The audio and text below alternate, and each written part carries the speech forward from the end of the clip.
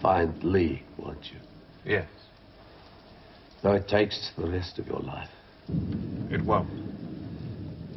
I owe him something. Not much, but something. But I can give him much. If you think he's worthy of it. I'm to be the arbiter. You know men.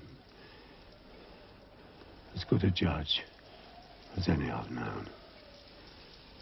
Round my neck. Find it.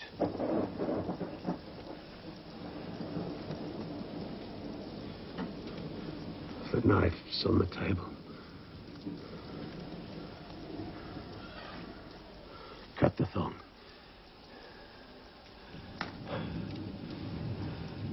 Open it.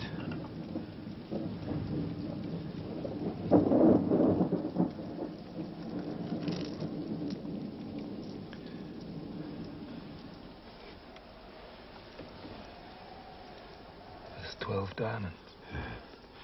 Cut well. They're worth upward of £10,000. They're for Lee, if he values me, as I hope he does. I'm going, Hannay. I won't see the hour out. You're going to live forever. I'm going. Yours is the last face I shall look upon. Kiss me. Say a prayer. Then go.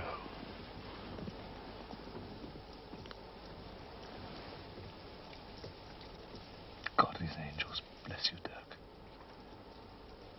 You shall hear the trumpet on the other side.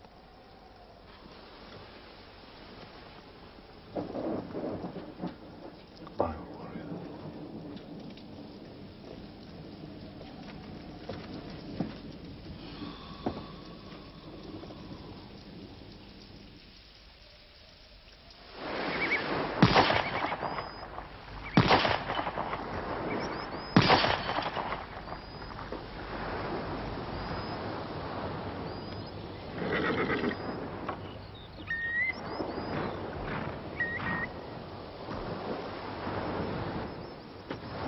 Here. Not before dawn. Milner! Good to see you, lads. Get him here, you're on. Gelding. Yeah, he'll be fine with ours. Unpack him and put him in the corral, Rupert. See he has his own, ain't it? Come in on the top. Have we got the girl into bed yet? As good as. And she's told you where Lee stole his money? I don't think there is any money. They live like paupers down there. Well, what's the girl told you? Barbara isn't the brightest of women, but believe me, she'd know if Lee had a private kitty. But Baxter, she's holding that business, such as it is, together. Now, all Lee ever does is to knock back liquor all day long. She's the one who has to order the goods and pay for them. And she reckons they'll be broke by Christmas if things go on the way they are. She's pulling the wool over your eyes. Lee sold his shares before he cleared out of Africa. He had enough money then, enough for both of us. I'm tired of waiting for what's owed to me. Me and Rupert haven't followed his sport from the Kalahari to England for nothing. We brought you in on this game because you're a new face, someone Lee doesn't know from the past. And it was your job to sweetheart the girl into telling you where Lee's money is, and you failed. I've wasted enough time. Tomorrow I'm going in to collect what's owed to me. At the point of a gun.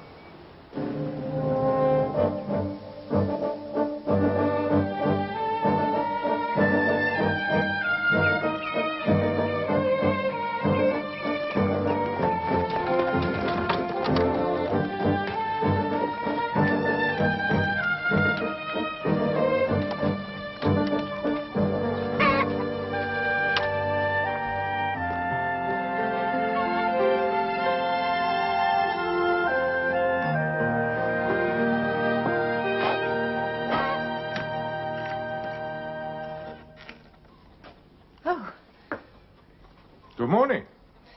Good morning. Is Mr. Lee at home? You haven't the look of a salesman. No, this is a personal call. I haven't met Mr. Lee, but he may have heard of me.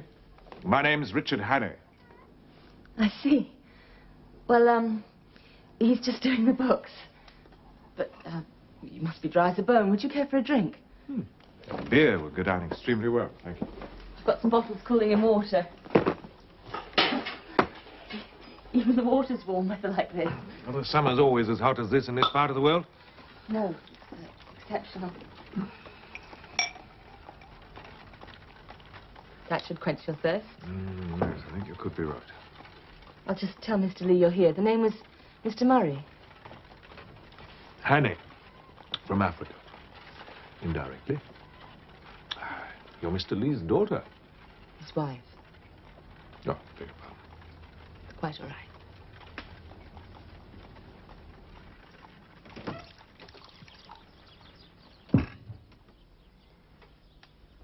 Go easy on the rum. You've got a visitor. Visiting time is after close of business. Send him away. I don't think he's the sort to take that for an answer.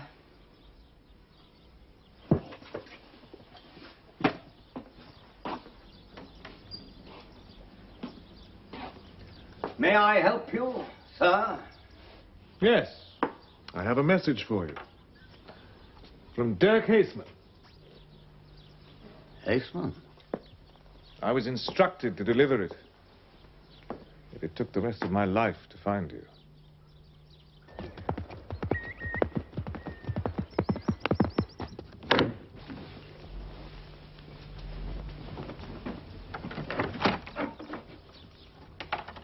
So, you're a pal of Dirk Haseman, huh?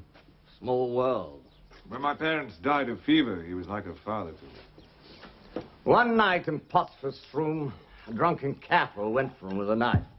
I took the brute on barehanded, broke his neck. What did Haseman say?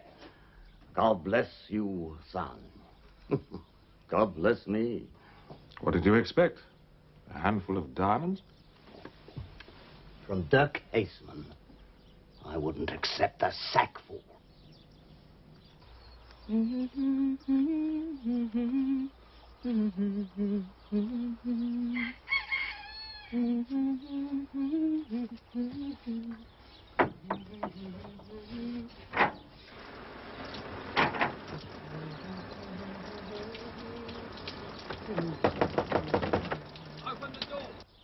The devil's Barbara doing, locking the door in trading hours? Shop, Barbara, shop! Yes? Somebody open the door.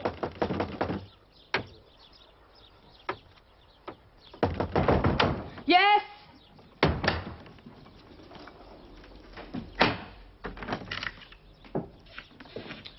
Mrs. Lee, Yes? how do you do? My name's Baxter. Is your husband about? Yes, but he's talking to someone at the moment. Well, then I'll wait, if I may.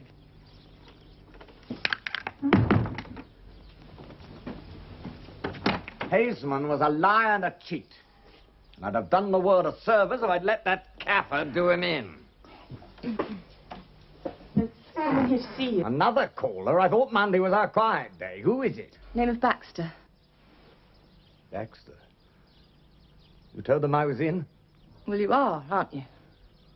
The damage is done. I'll see him in here. Mr. Hannay is just leaving.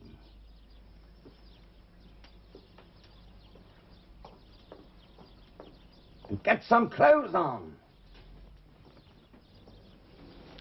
He's free now, Mr. Baxter, if you'd like to go through.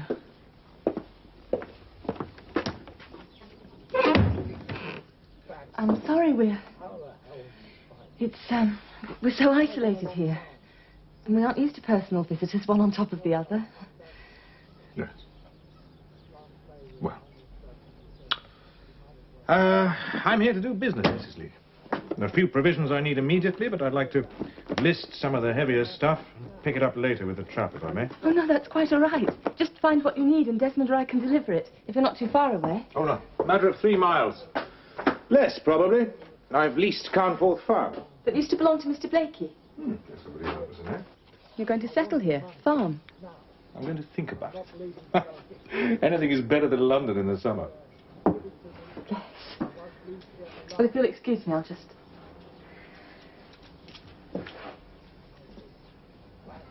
You'll help yourself, won't you? Only thing Desmond keeps locked are the guns. Oh, I shan't be needing guns, Mrs. Lee. Not in a place like this.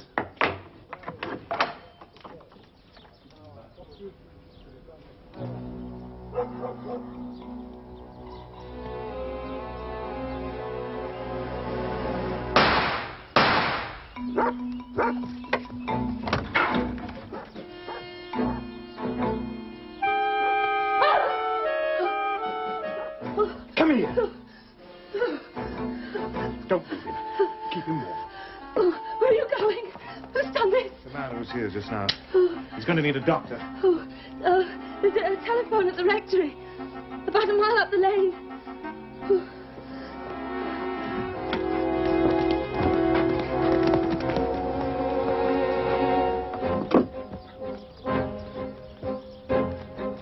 Stand still.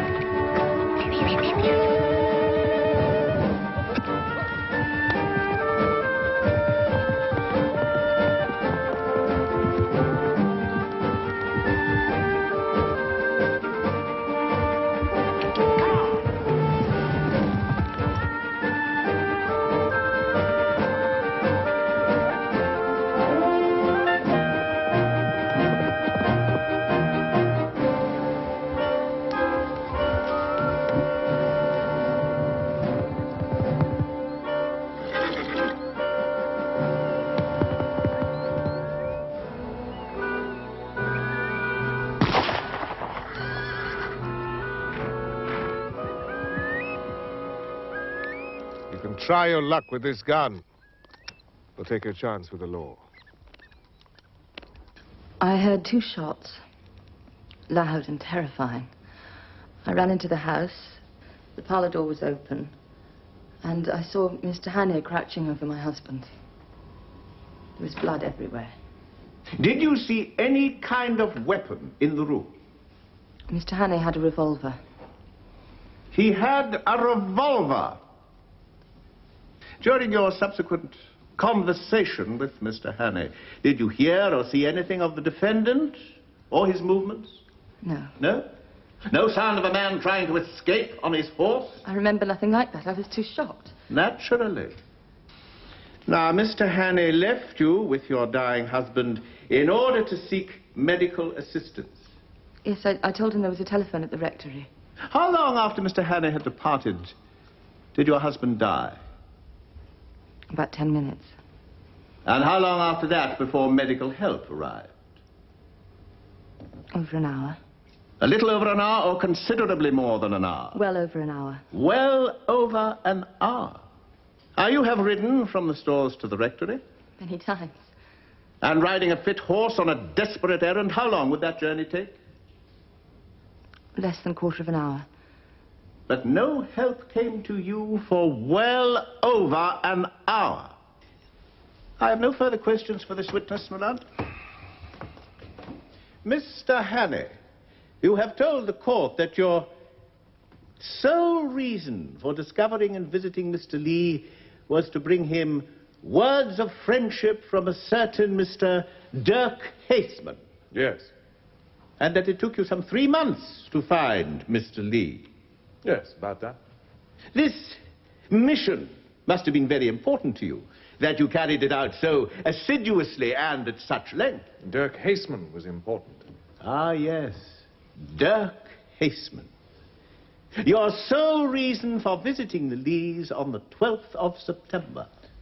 Yes. Then where is he now? Why has the Crown not chosen to produce Dirk Haseman as a witness that he was the sole reason for your visiting the Lees? Because he is dead.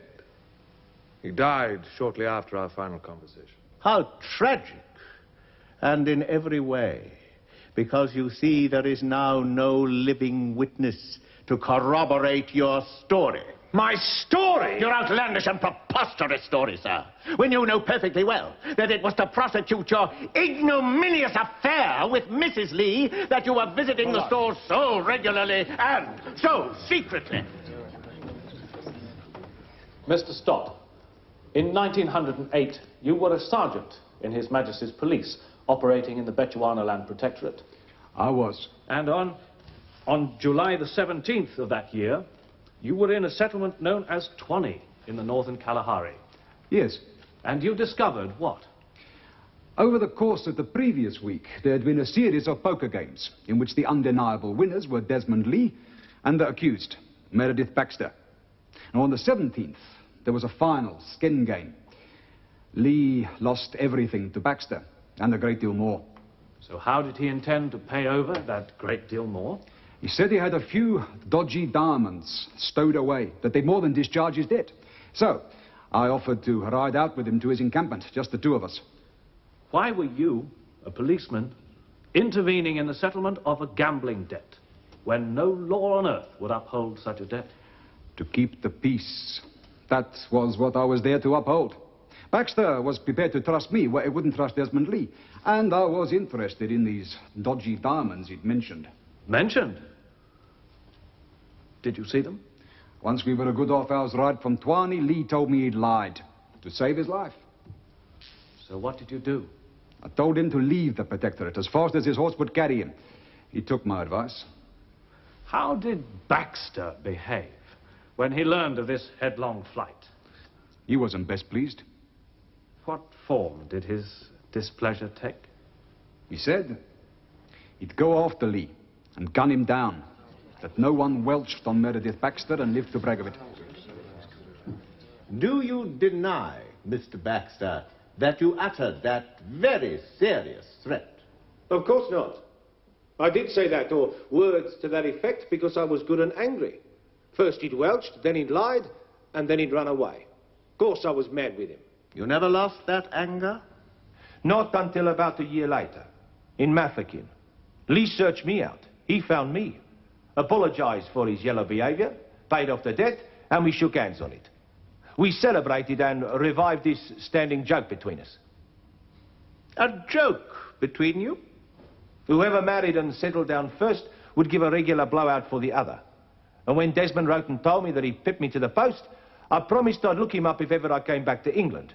And eventually I did, so I called on him to fix up the party. Now, will you tell the court what happened on the morning that you visited Desmond Lee for the first time in England? I decided to spring a surprise visit on him. I knew Desmond would enjoy that. So I reached the stores around 10 that morning and found them locked. At 10 o'clock of a Monday morning? Yeah. So I knocked and called and knocked again, and after quite some time the bolts are drawn and the door is opened by Mrs. Desmond Lee. Did she offer any explanation for the stores being locked during trading hours? Didn't need to, did she? There she was, buck naked, except for a wrap. And standing right behind her was Mr. Richard Hannay. Gentlemen of the jury, I must remind you that you are here to find upon a charge of murder laid against the accused, Meredith Baxter. That and that alone is your responsibility. Your very grave responsibility. Only 3 testimonies have relevance to the act of killing itself. Those of the widow of the murdered man, of the visitor, Mr. Richard Hannay, and of the accused, Meredith Baxter. As to why the accused may have committed this crime, I must warn you, it is no part of the prosecution's legal need to prove motive. You've heard all the evidence.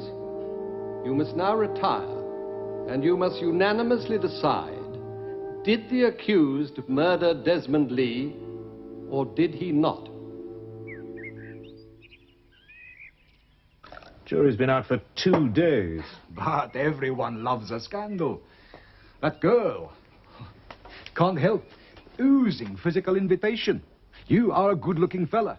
Lee was an ailing drunkard. Now, those are facts. And no jury, however directed, can fail to miss those facts. I came here for peace.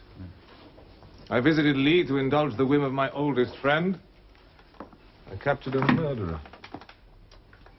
What happens if the jury acquits him tomorrow? Then the Crown will look again for someone to answer for Lee's death. Who else can they nab but you and the girl for a crime of passion?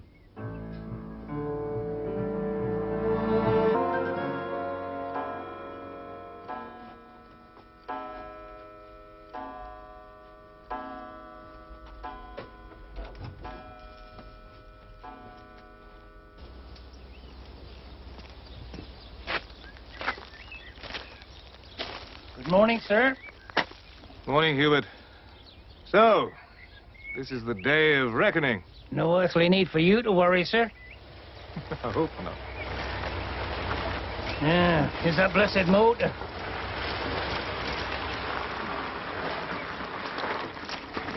I'll get word to you as soon as I can. Oh, don't you worry none about that, Mr. Hannay. I ain't got no doubts. Good luck, sir.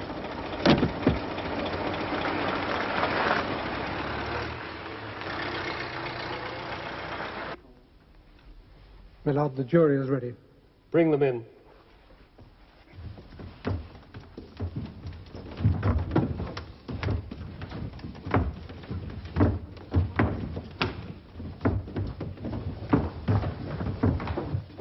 Will your foreman please stand?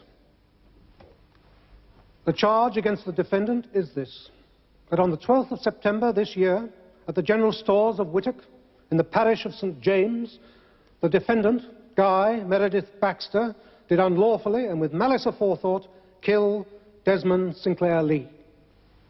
How do you find the accused? Guilty or not guilty? Guilty, my lord. And that is the verdict of you all. It is. You may be seated. The sentence of the court upon you is this, that you be taken from here to a place of confinement, and from thence to a place of execution, where you shall be hanged by the neck until you are dead. And may the Lord have mercy on your soul.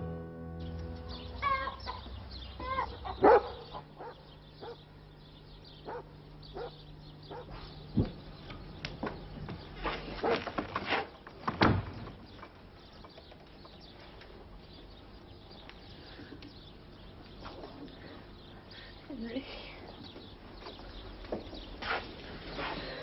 Oh. You shouldn't be here, not yet. I couldn't stay away any longer.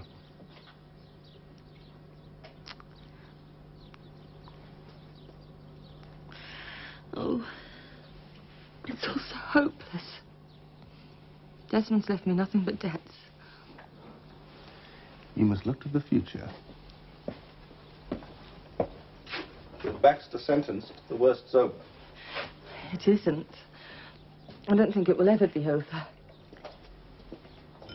Desmond wasn't always like that. I truly loved him when we were first married. But it is over. You've got me to look after you now. How should we live? I can't stay on here. People will never let me forget the scandal. I've given this a good deal of thought while you and I have been separated. Why did Hannay really come here? What? You must have heard what he told the court. To bring Desmond the last message from Dirk Haseman. Did you know Haseman died a millionaire? No. Desmond rarely spoke of him. All I know is that they were in business together sometime and it all went wrong. Desmond bankrolled Haseman at a time when he had no cash at all. But the mine failed and he lost his entire investment. They had an almighty row. And Desmond went north to Rhodesia. How do you know so much? It was common knowledge. But Haseman prospered, and I think before he died, he wanted to recompense Desmond for the past. So he gave Hannay something to give to Desmond. But whatever happened between them, nothing was concluded because Meredith Baxter turned up. So Hannay kept whatever it was that was rightfully Desmond's, and therefore yours. I haven't the least idea what you're talking about, Henry. Never mind. I'll make it plain. But if you're a good girl, and a clever girl, and tastefully provocative girl, then you and I can be home with a winner before the week's out.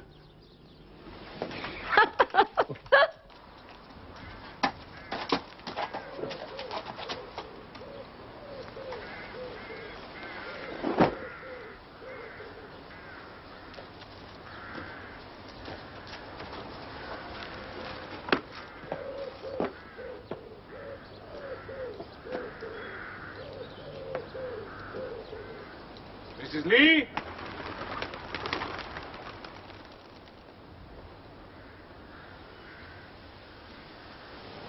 Mr. Hannay, I'm so sorry about this secrecy. But if there's any more gossip, I don't know what I shall do. No, I quite understand. How can I help you? I have an admirer. I'm sure you have many. Deservedly so. Thank you. At the trial, I had to admit that my marriage with Desmond had become a mockery. But Henry, his friend, never showed that he felt deeply about me until after Desmond's funeral. So you want to begin a new life with someone you care for greatly? Yes, I knew you'd understand. And Henry's been offered the most wonderful opportunity. The chance of a partnership in a plantation in Ceylon. Oh, couldn't be better. Away from the old bad memories. That's what we thought. Only trouble is, Henry's going to need quite a lot of money to buy his partnership. Far, far more than we can put together between us. Forgive me if... Oh, it's so difficult, but... Do you know if Dirk Haseman ever intended to leave or give Desmond some money? If you hadn't arranged this meeting, Mrs. Lee, then I would have done. Fact is, I'm in a quandary. Minutes before Dirk Haseman died, he made me promise to find your husband, talk to him of Dirk. Desmond saved his life once. Did you know that? Yes. But there had been some estrangement between them. Dirk hoped that time would have patched things up, and so I was to talk to Mr. Lee. And if Mr. Lee had buried the hatchet, I was to hand over certain diamonds. Diamonds? You have them still? Dirk Haseman was the most generous man I've ever met. He gave me a start in life, and he wanted to give Desmond Lee a second start. Your husband reviled him bitterly. He was drunk. He must have been drunk. No, he was drinking, but he was by no means drunk. I gave him every opportunity.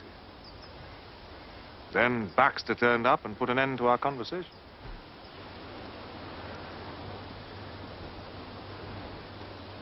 What am I to do? What am I to do?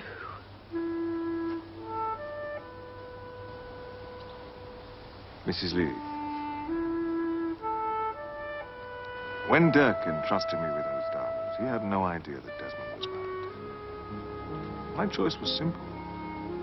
Either he deserved this incredibly generous endowment, or he didn't. And in my opinion, he didn't. You keep them for your own use. They're mine to dispose of as I wish. Of course. I know how badly Desmond could behave. Better than I.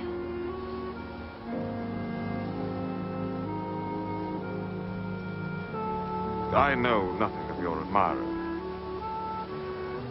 But if he's worthy of your affections, then I'm sure that he will work his fingers to the bone to provide for you. When you have an heir, or an heiress, who can be told of old Dirk Haseman's generosity, you shall have half the diamonds for your own use, and the rest shall go into a trust fund for your child. Oh!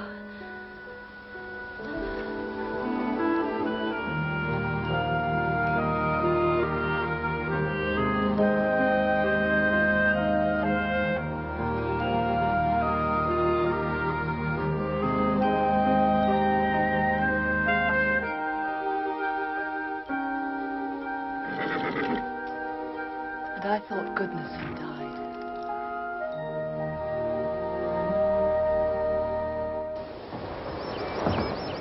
He was lying, of course. If Baxter hadn't turned up and pushed the whole affair into another dimension, Hannay would have just handed the diamonds over to Desmond. Why should he? And why should he bother to lie? He didn't need to mention the jewels at all. There was nothing on paper. Well, perhaps not. But this business of making you wait for marriage and an heir... Very disappointing, but there's nothing we can do to change his mind. If we don't, I'll lose that chance in Ceylon. We'll never get another one like it. We're young enough. Surely we can manage for a couple of years. Suppose you can't have children. Have you thought of that? I'm sure Mr. Hannay will do his best by me, whatever happens. It isn't as if he needed the diamonds. He's already a wealthy man. Well, that's exactly what sticks in my throat.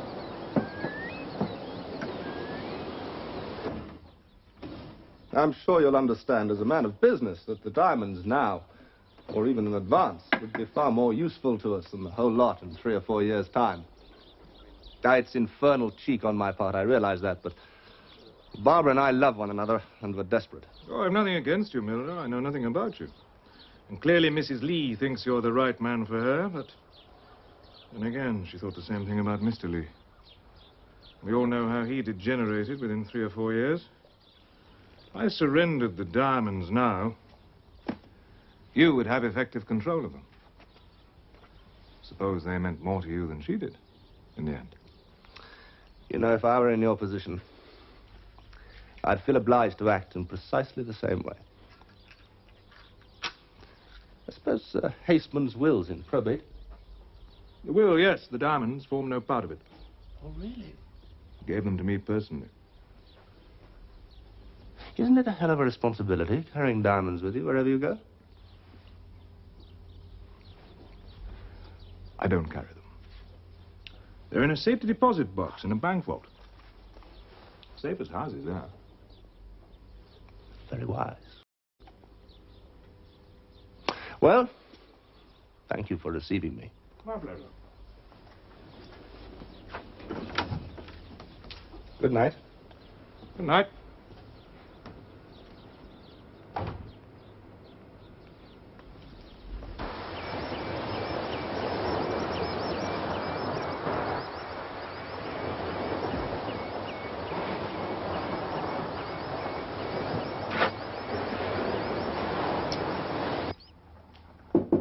Yeah? Mr. Milner, sir. Thank you, Harris. Chief Inspector Roeder. How do you do, sir? Good of you to see me at such short notice. I hope we can help you. I shan't waste your time. It's about the activities of one Richard Hannay that I'm here. Hannay? Chap who captured Meredith Baxter after that shooting at Whittick? That's him. The fact is, the widow of the murdered man and I have become engaged. But Hannay won't leave her alone. Hannay knows that Desmond Lee was in possession of some diamonds. That's why he visited Lee on the day of the shooting. They were interrupted by Baxter, who was also after the diamonds, and the rest is recent case history. But Hannay isn't the man to give up so easily. He's made a dead set at Mrs. Lee. He's trying to turn her head sufficiently for her to tell him where the diamonds are. Then he'll be off and away. Hannay made a fortune in southern Africa. And out there, you don't make a fortune by saying please and by your leave. Are you alleging that Hannay's threatened Mrs. Lee? Not yet. But he's growing impatient, and I'm beginning to fear for her safety. Do you intend bringing charges against Hannay? I can't yet, because I have no proof. But I'm here because by the time there is proof, Mrs. Lee could be injured or dead. And Hannay abroad with the diamonds. Blast, it's that damn instrument again. Here. Hannay, just listen. Don't interrupt. If you want to see Barbara Lee alive and unharmed, you bring the Haseman diamonds with you and hand them over, or she'll be shot. Just like her husband, twice. In the heart. Where do I take them? Last, I don't know where he's gone, sir. Like I say, there were this here telephone call. Then after, Mr. Hannay, he'd get changed for riding out, and he'd say, I now have a court to make, Hubert. I might then be away for a couple of days. Look after the place till I'm back. Didn't say where he was going. Is Hannay there? Is Hannay there?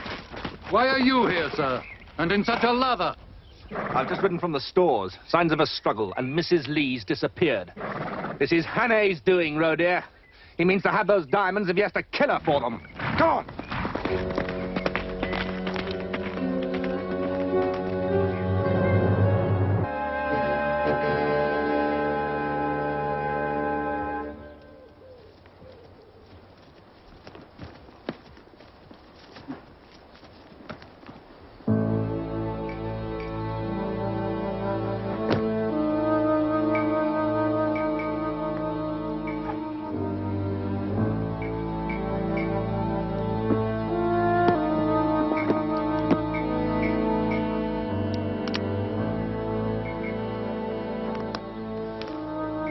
Chief Inspector Rodear, this is Henry Milner.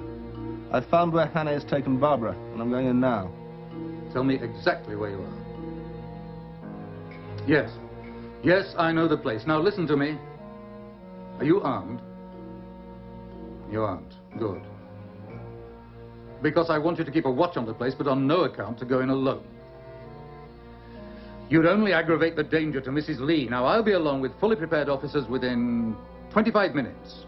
Wait for us. Understood? Milner? Some Devonish?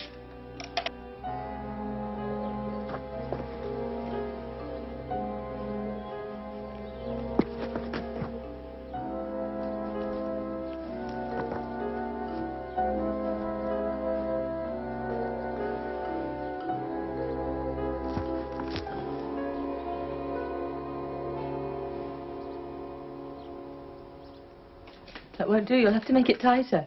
I don't want to hurt you. Come on. Won't be for long. Must look real.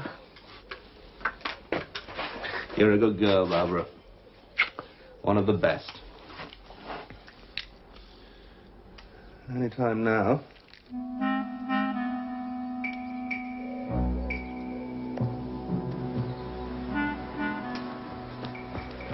He's here. You're armed. Couldn't be better. Keep an eye on him. What about the girl?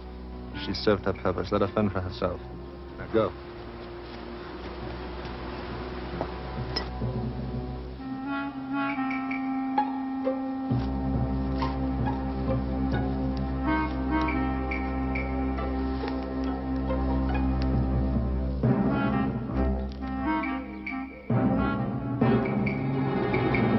Hannay, turn round and face me.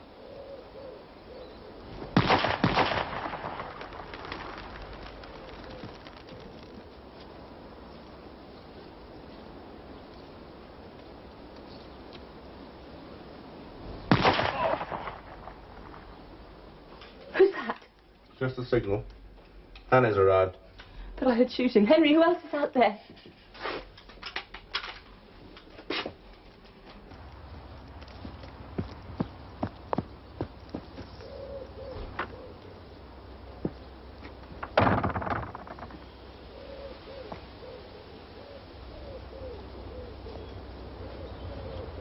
Hannay! Milner! What the devil's going on? We brought the diamonds with you. To give to you. Oh, take responsibility for Barbara's death. And yours. You have a tenderfoot in there with a noisy gun. I'm sorry. He's a boy. And trigger happy because you were responsible for the hanging of his big brother, Meredith Baxter. But that's not my business. So, I've been invited to inspect a nest of vipers. I bear you no grudge. I don't want to kill you. Just drop your gun and throw me the diamonds. Are you serious? You're prepared to shoot it out? If I have to. All right. I'm going to pick up that feather.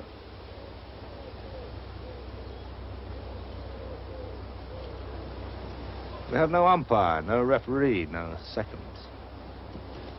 Just the two of us with our pop guns. You're a decent man, Hannay.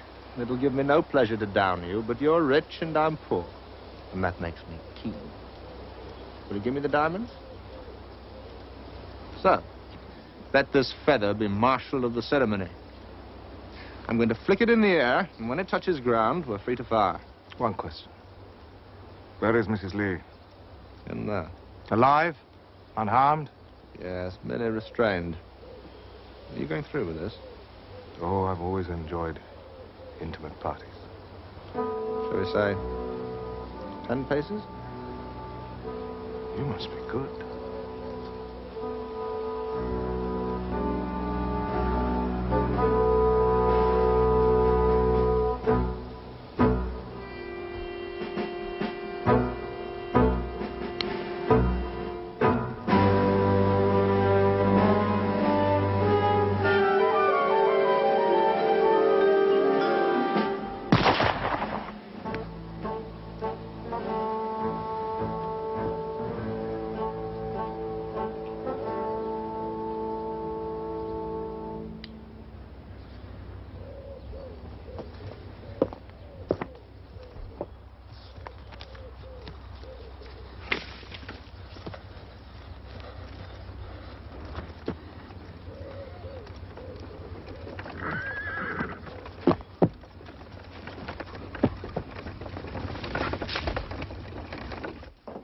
Mrs. Lee?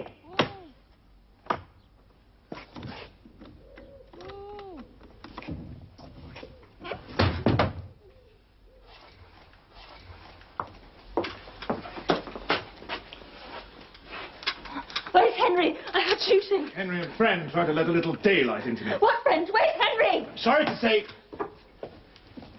You arrived a little late, didn't you, officer? One lifetime too late. Richard Hannay? Yes. Richard Hannay, I'm arresting you on suspicion of the murder of Henry Milner. And I must warn you, anything you say will be taken down and may be used in evidence against you.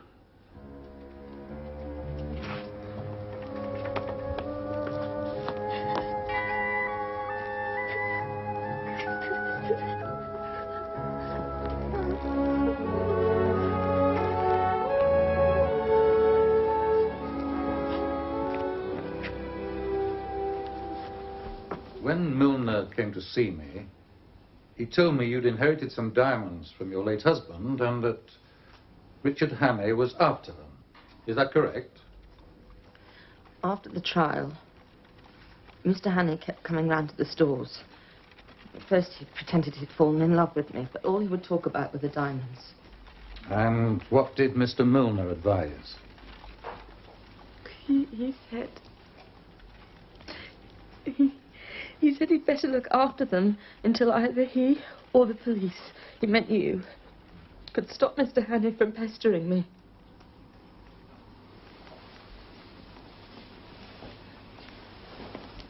What exactly happened this morning?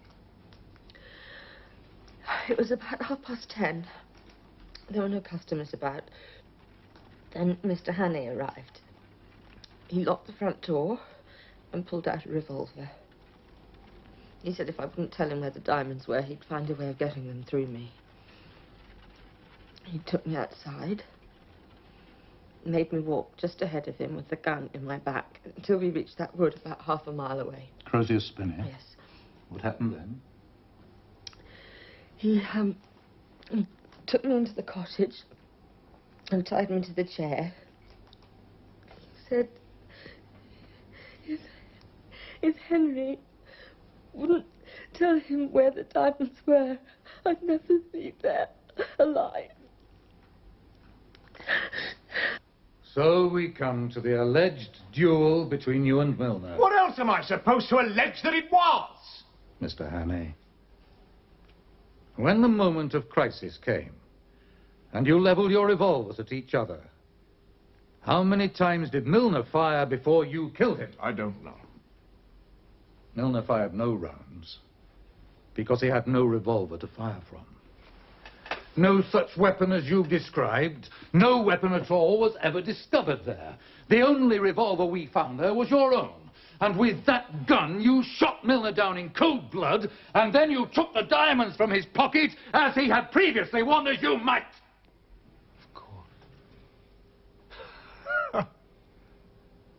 Until you took them from my pocket, those diamonds have been with me every second of every day since Dirk Haseman gave me them. So you alleged. So what do they look like? What? You talk of diamonds to anybody, especially a scatterbrained young woman like Mrs. Lee, and what do they imagine? Huh? Small glittering things like cut glass, pretty baubles. Just do this. Ask her how many diamonds she had and what they looked like. If she gives you the right answer, then I'll plead guilty to anything you suggest. Small, sparkling, lots of them. They were beautiful. Where are they? I have them. Would you like to see them? Yes, please.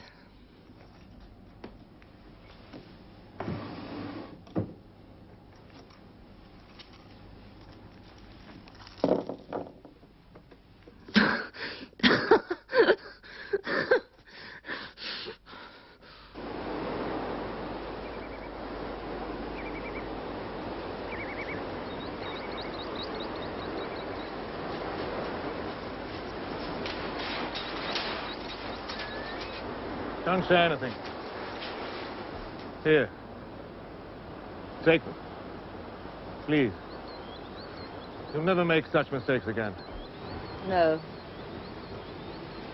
No, if you gave them to me now, I'd throw them into the sea. They've caused enough misery as it is. And I'll do what I promised at the outset. And keep them against the day your children need them. You'll always know where to find me. Good luck. May God give you his peace.